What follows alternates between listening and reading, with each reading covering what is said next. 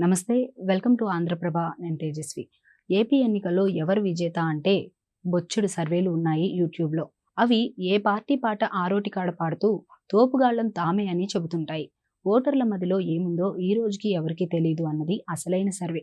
ఎందుకంటే ఏపీలో చూస్తే జగన్‌కి జనాలు వస్తున్నారు. చంద్రబాబుకు వస్తున్నారు. అక్కడ ఈలలు, గోలలు ఇక్కడ అలాగే ఉంది.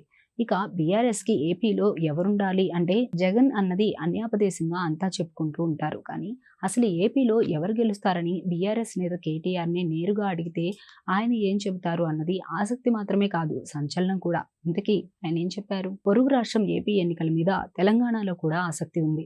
తెలంగాణలో అయితే ఏపీలో ఎవరు గెలుస్తారు అంటే ఎవరికి తోచిన తీరున వారు మాట్లాడుతున్నారు. అధికార కాంగ్రెస్‌కి ఏపీలో ఎవరు గెలవాలని ఉంది అంటే బయటకు చెప్పరు, కానీ అక్కడ వైసీపీ ఓడితేనే వారికి రాజకీయ లాభం అని అంటారు.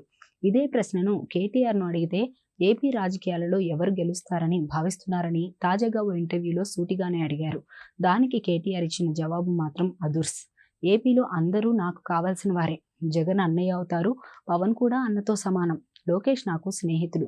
చంద్రబాబు అయితే పెద్దవారు అంటూ అందరితో వరసలు కలిపేశారు. అందువల్ల ఎవరు గెలిచినా ఆంధ్ర ప్రజలకు మేలు జరగాలన్నదే తన అభిమతం అంటూ చాలా డిప్లొమాటిక్‌గా జవాబు చెప్పారు. అంతేకాదు, ఏపీ ప్రజలు చాలా తెలివైన వారు, మంచి తీర్పిస్తారని ఒక ట్విస్ట్ ఇచ్చేశారు.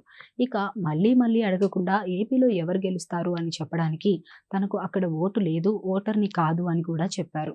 మొత్తానికి ఇవన్నీ చూస్తుంటే కేటీఆర్ చాలా తెలివిగానే జవాబు చెప్పారనిపిస్తుంది.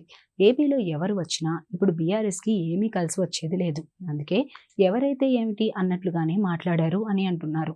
ముందు తన సొంత రాష్ట్రంలో అన్నీ చక్కదిద్దుకొని తాము నిలబడాలన్న తాపత్రయంతో బీఆర్ఎస్ ఉంది. అదే బీఆర్ఎస్ ఈ పాటికి అధికారంలో ఉండి ఉంటే ఖచ్చితంగా వైసీపీ వైపో మరోవైపో స్టాండ్ తీసుకునేది అని అంటున్నారు.